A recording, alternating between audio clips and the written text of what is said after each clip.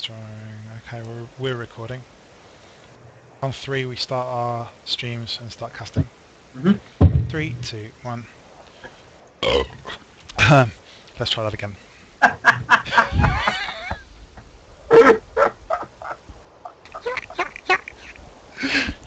Okay. Absolute twat.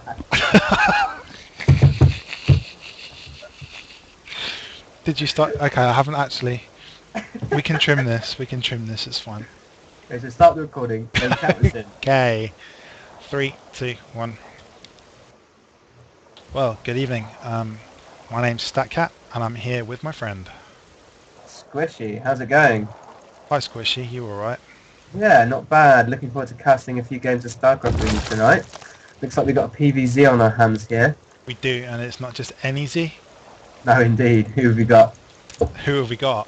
Well, this gentleman, Mr. Startail Life, the Korean The one and sensation. only. The Korean sensation, the child prodigy. The young boy of only, I believe he's now just had his 16th birthday. He has. It's quite depressing, isn't it? I mean, think what you've done with your life. And this guy, with his life, not only has he called himself Life in kind of a meta-analysis on what you could have done with your life. Hold that train of thought. Looks like we've got some early keys coming in here from our Protoss opponent. Our Protoss opponent. Wow, dude. Shall we Let's introduce our introduce Protoss him opponent? quickly. Our cheesy Protoss opponent. His name is Tirex, or Tirex maybe, but I'm going to go with Tirex because you know what? It sounds like T-Rex, and I love dinosaurs, so let's go with that. We'll do it. Tirex is planting a pylon in the top right corner of Life's base, and Life looks like he's going to be able to spot this with his Overlord coming in. Pylon, gateway. Yep, that's going to get scouted. Map hacks. Tirex calls map hacks. Tirex obviously is in strong disapproval and skepticism about this play from Life. He's not come across this before. I mean, never mind the fact that that is the most obvious place to put a proxy on this map. It really is, You know, if you've got a second Overlord, you'll send it there. You probably waypoint it there and then to your natural. But once you've Forge seen down that, from Tirex as well, so it looks like Forge down and a pylon at the main ramp of Life, so it looks like he's going to play with some cannons as well. Life has gone down with an early pool here, looking to get some lings and queens out to hold this early aggression off. I mean, that is what you need to do really. The queens will help to hold it and the lings will buffer for those queens. absolutely. And the beauty of creep is that cannons aren't in range of the hatchery, so they can't really do anything. Yeah, that is helpful. As long That is as certainly Life helpful. can, Because, oh my goodness, getting cannon rushed as a Terran or a Protoss is infinitesimally more annoying than it is as when you've got your main nice and correct. and it looks like we do have at least an attempted cannon rush. There's a cannon coming down by the main. And now we have a Zealot causing some trouble. Zealot's on its way out. Oh, surround here from Life. Life is great Take surround. out. He loses one drone, but he pulls the other wounded one away. He pulls another one away. More micro. Goodness me, another one gets pulled away, and another one. Oh, it looks like he's only going to lose the one drone for this. That's fantastic micro there from the Startail player. If it is the real Startail Life, we can't be sure at this moment. Oh, I don't know, in case you were wondering, I think we've just had our answer. Quite possibly. Pretty actually. brilliant That micro. was pretty damn impressive. Meanwhile, what's going on in Protoss's base? Oh look, absolutely nothing.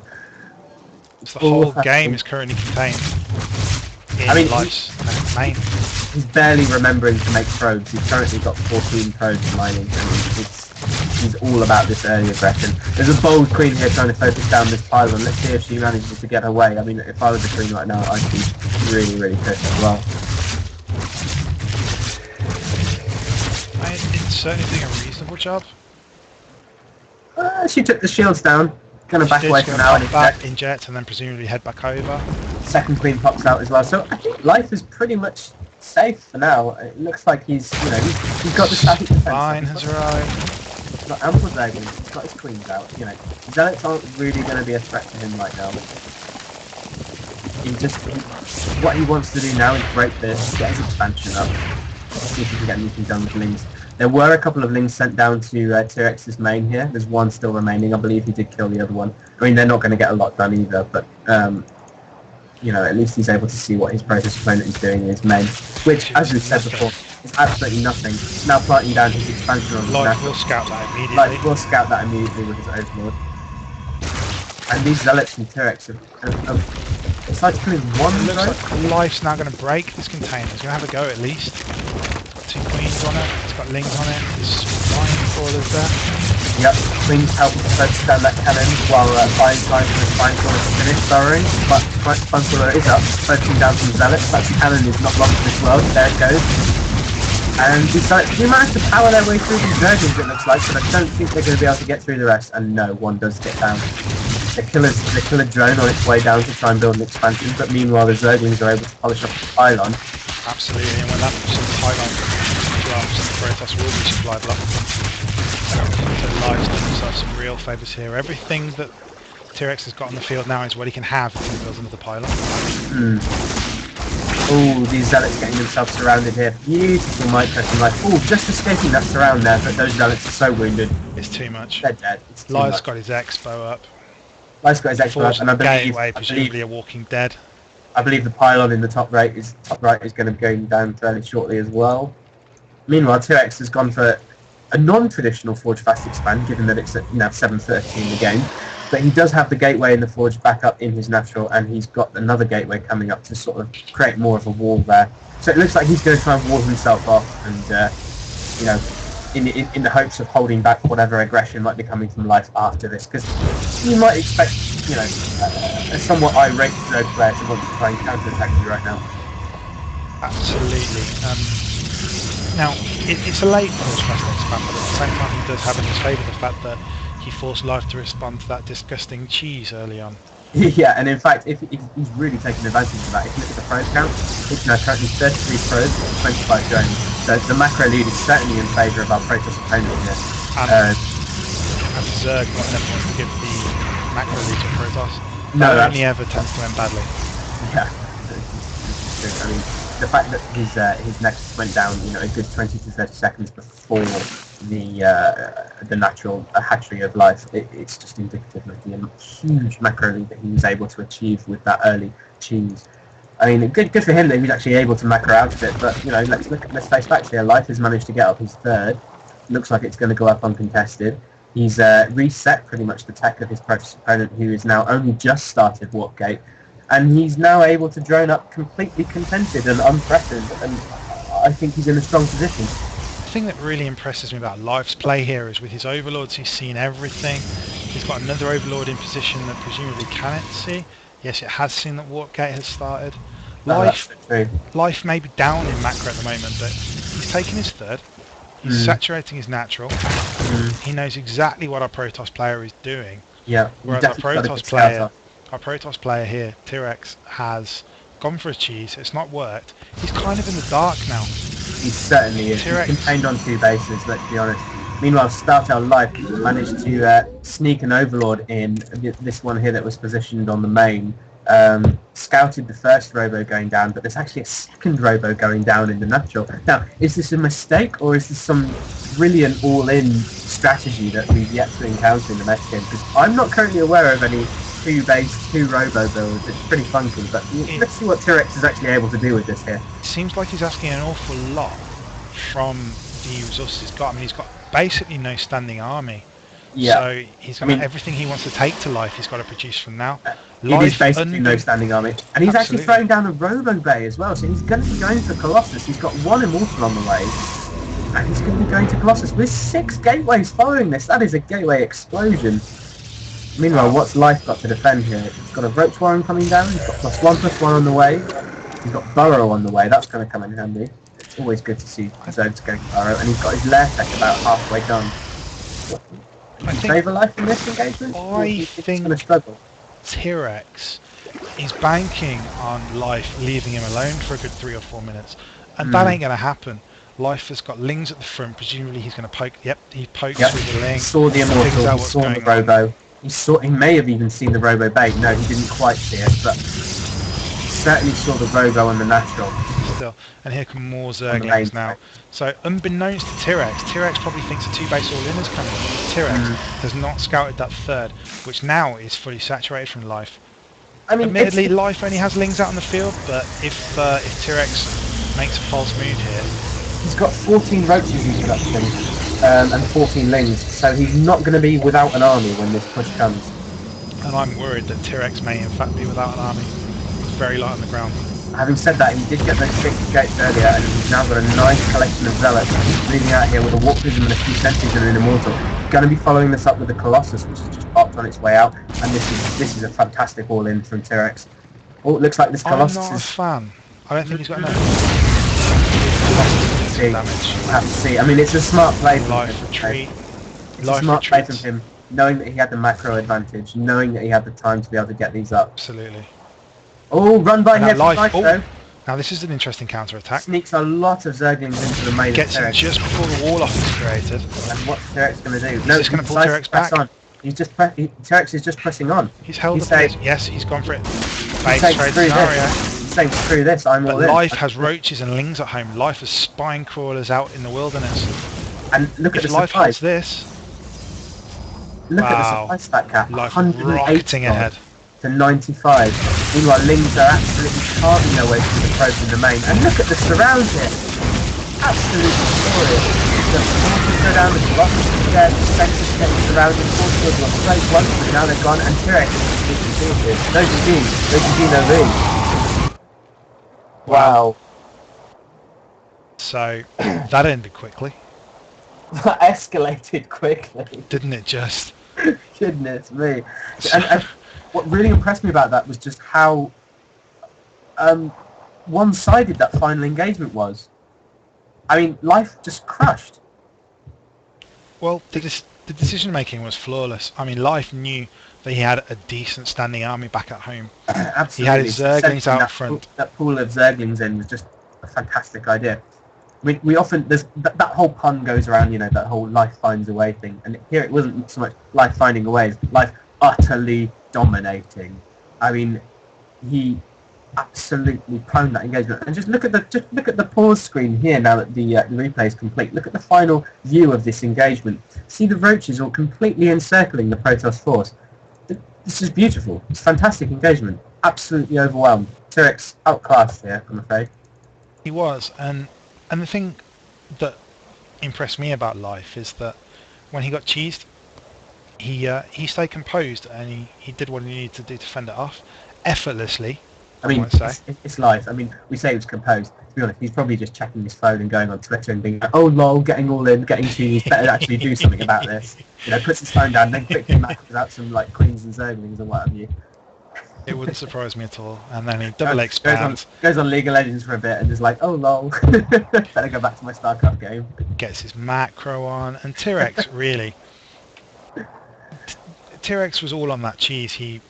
I think he did see the name Starter Life opposite him and panic and think that the only way he was going to win is if his cheese worked. And I think he was right. Is that panicking, or is that just a fair assessment? Hey, I'm a relatively unknown player here. I'm up against potentially a GSL winning Codex player. I'm not going to be able to take a macro game against this guy. True. I mean, that's how... It's actually quite a calculated response when you think about it. Well, I can think certainly in recent memory, TLO made a similar calculation in WCS EU when he decided to 6-pool Lucifron and throw in his own... And it worked, didn't it? To quote TLO, random beep shit at him. I beeped the wrong word out there, didn't I? You really did, didn't you? Yeah. Random bull beep. Random bull beep, yeah. Yeah, he did. First time. So, and that may be the case here. It's probably against a player you know you're inferior to. Try and win in a really cheesy way. That's an interesting one, because I think TLO, as a player, he's always going to have a fair shot against Lucifron. Lucifron, arguably the best Terran in EU at the moment. You know, he's a real force to be reckoned with. But TLO has demonstrated some fantastic ZVT in recent weeks. I mean, he's been tearing up some tournaments in the last few weeks. Had a great run at DreamHack recently. He obviously had a great run at WCS EU. I mean, yeah, it was an interesting one. I certainly enjoyed the games, though. I almost wonder if WCS EU last time round was a tipping point for TLO. I don't think he had much, because he's been a Terran for a long time. He played random in the beta. I think he really found his confidence with his Zerg play after that WCS EU, when he realised that he could, by hook or by crook, live with the big boys. And Lucifron at the time was arguably the best player, not just the best Terran, the best player. Oh, certainly. He would contend with, I think you'd have to bring up, say, Naniwa as another example of potentially the best player. Naniwa's always going to be up there, but certainly Lucifron was up there. Absolutely. A lot of Koreans believe that Naniwa is the best foreigner now. It's a tough one. Best foreigner is always a tough one to call. The StarCraft 2 fluctuates so much, and there are so many Absolutely. tournaments that it's really hard to evaluate the consistency because there are so many tournaments. I mean, everyone was writing up Huck recently. He went and finished second in the latest Red Bull training grounds, narrowly being defeated by Liquid Snoop 4-3 in the finals. And this is somebody that people have been writing off for the last year almost. It's a really tough one to call when it comes to foreigners. Well, it's a very, very, very volatile scene out there at the moment because, I mean, not only can you have the crazy upsets like Show beating our friend from the previous game in DreamHack Stockholm. Was it DreamHack Goodness Stockholm? me. It was one of the earlier You DreamHacks. can get crazy Stockholm upsets sounds like right. that, but you also get players who will come up within 3-6 months. Like Life came out of nowhere. Life was a Royal Roader, the first Code S he qualified for. He won. Absolutely, and he'd been a relatively, respected but relatively low-level player on Team ZX before he joined StarTale, and just shot through the rankings from there. Anyway, Absolutely. shall we move on to our second replay? Yeah, to talk shop, where are you at the moment? Are you Talk loaded shop. in? Are you in zero? No, I need to come out. Yeah, get loaded in. I'm already loaded in. So. Oh, fair enough. Yeah. I'll just, Yeah, it was an enjoyable chat. Entertaining game though, wasn't it?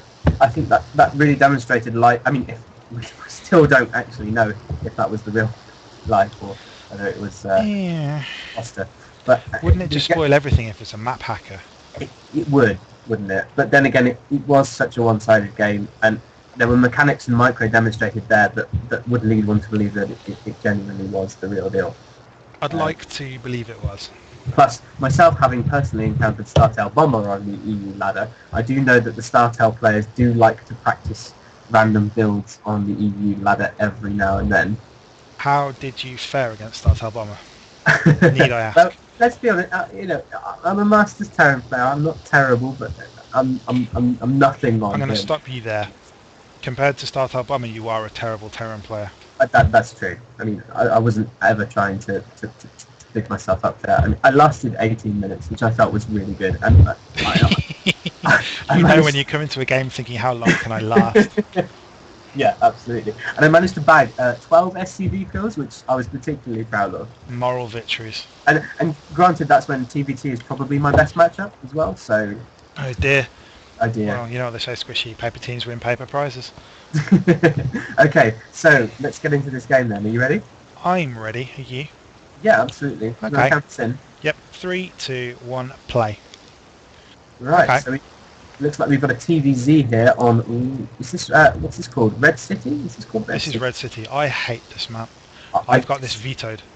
I dislike it myself as a Terran player, but when I played it as a Zerg or a Protoss, I've actually got quite a good win rate on it. I think it's just, it opens itself up to some nice cheeses. Anyway, would you like to introduce our players here?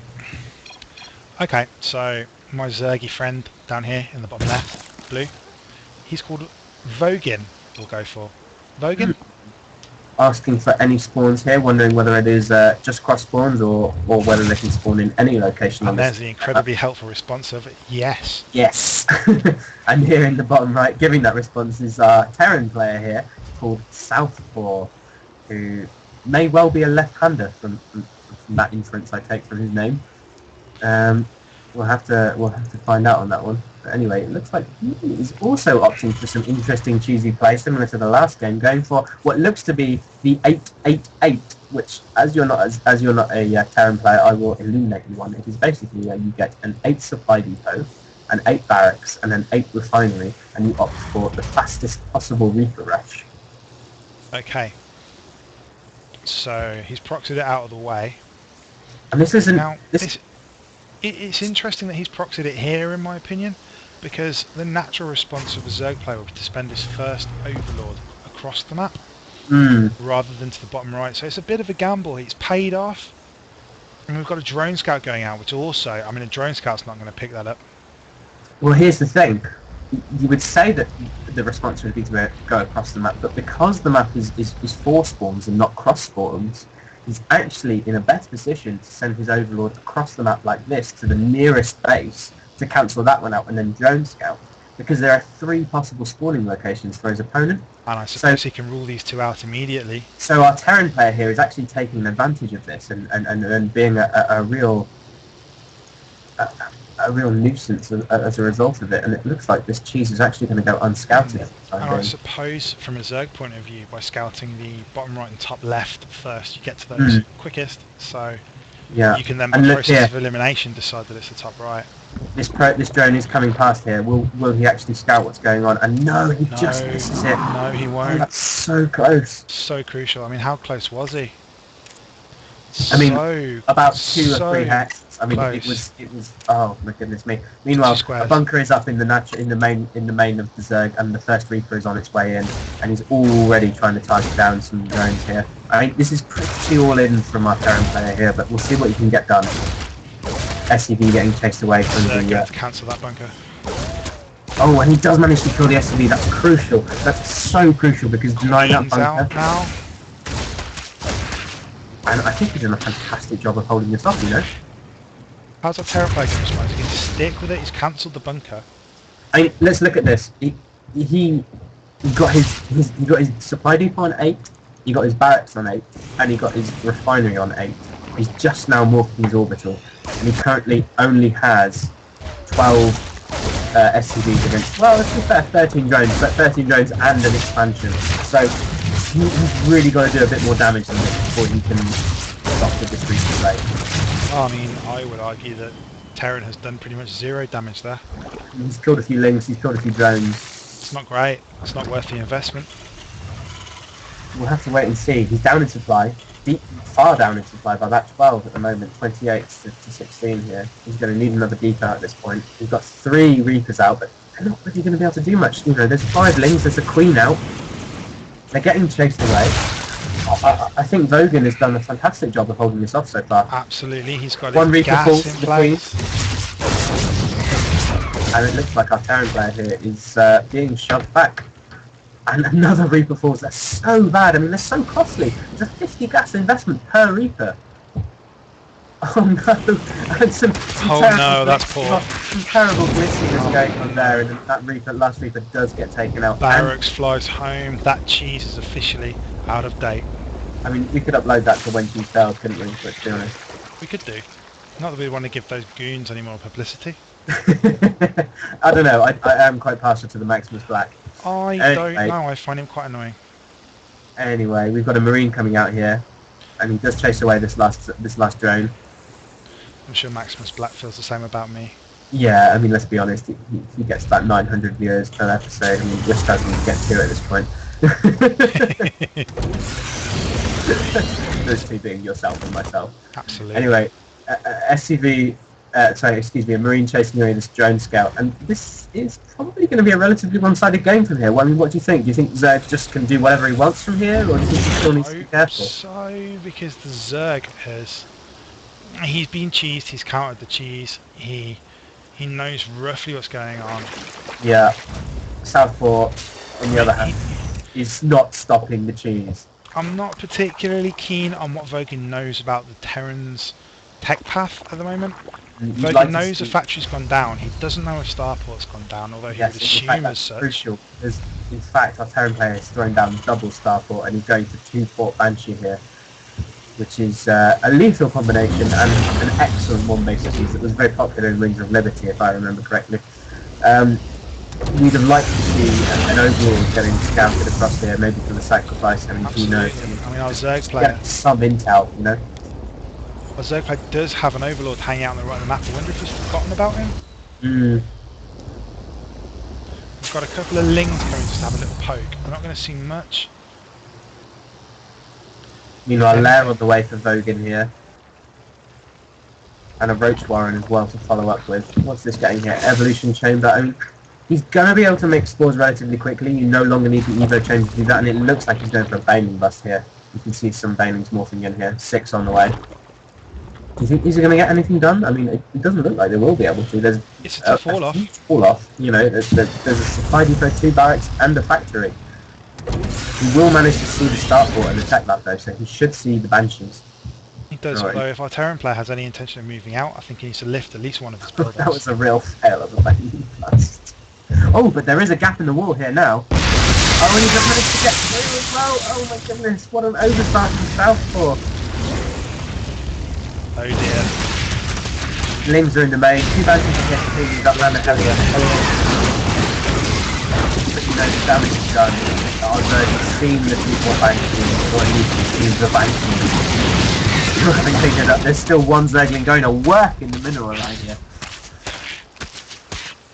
Meanwhile, there are 3 banshees. He's going to pick up some cheap worker kills. 1 goes down, 2 goes down. And there we go. That's the most cost-effective Zergling I've seen in my life, I think. 3 banshees are on the way. There's spore crawlers en masse being built in the Zerg space. They're not quite getting it done in time. Here.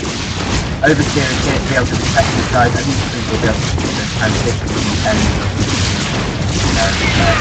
of and I think, you know, he's got to face facts at this point. He's stuck on 1 base. The Zerg has got free reign to take a 3rd, take a 4th, pack up, do whatever he wants. He's got a Spire on the way.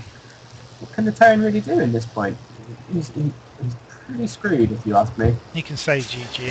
I mean, Vogin is in such a dominant position at the moment. Yeah, Vogin is dominating. Southpaw is in a good position. And of course, Southpaw, in his favour, is the fact that Terran can be very efficient off 1 base. So we'll see what he can do with here. I mean, he's going to be on his way to being mined out. He can't be too far off. Meanwhile, more Zerglings getting into the main of Southpaw here. Oh, this is so bad. Taking out the Starport, working on a supply depot. I mean, they're not causing a huge amount of damage, but it's more than he can handle at the moment. Southpaw actually floating up. I mean, there's the GG. Yeah, he knows he's defeated. Floating 1,200 minerals at the moment, but still, nevertheless, staying in the game for reasons unknown. Mainly, you know, just for some smug satisfaction, trying to take out a few drones here. But you know, this is pretty much game over right here. He's staying in the game for his own entertainment. And there we go. Again, another like one-sided game. We look at the supplies at the end, and we're nearly doubling the supply Vogin there over Southpaw, and I feel like that cheese just not the right map for that kind of cheese. You know, it's a large 4-player map. You give the Zerg time to get things out. I feel like he didn't micro his Reapers very well at all, and his transition was sloppy. You know, I mean, you want to be able to get expansions up and actually play a macro game after that if you can, and not stay on 1 base for a prolonged period of time. Especially, you know, going to 2-port Banshee is such a weaker build compared to what it used to be, because Zergs don't actually need the Evo Chamber to build a Spore Crawler now. I mean, what a masterful display there from the Zerg player. He did very, very well. I mean, the Terran going for a cheese like that on a map like this, as a Zerg player, when you see a large map that requires the scouting of the base, you're always going to go a bit greedy, because you know that your opponent has to find out where you are before he can even do anything against you. He can't scout you, he can't counter you until he even knows where you are, which as a Zerg player gives you the opportunity to macro up. So a cheese, I mean, I can't remember whether he'd scouted the location of the Terran before he went for the Zerg, before he went for the cheese. I don't think he did.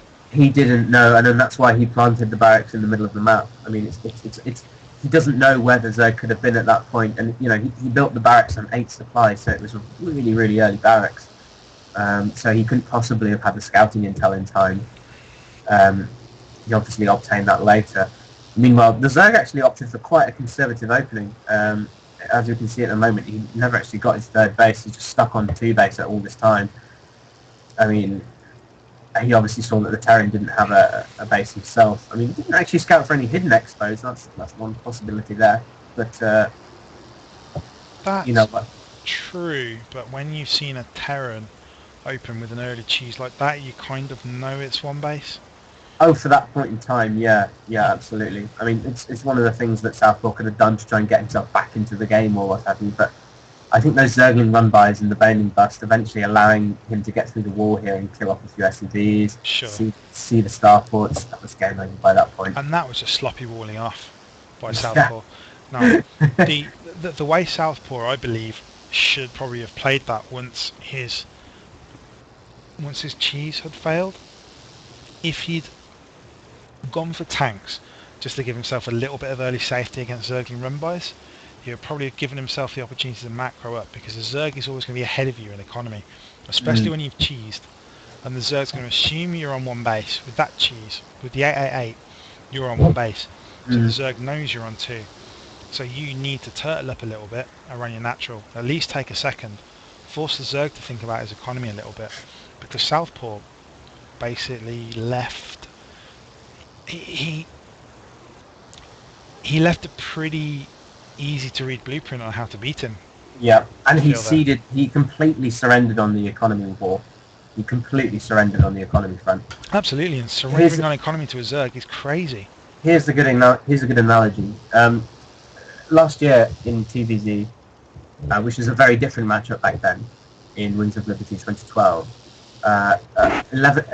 Proxy 1111 was a very popular cheese, even up to the highest level of Codex, for example.